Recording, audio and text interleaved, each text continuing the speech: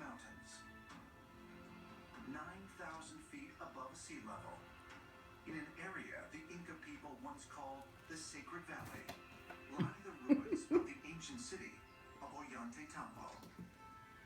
Once serving as both a temple and a fortress, mainstream historians claim Ollantaytambo was built around 1440 AD by the Inca Emperor Pachacuti.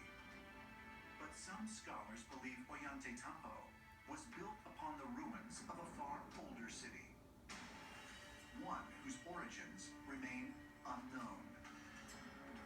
The gate behind me is called the Gateway of the Gods, and it was built several thousand years before the Inca arrived here.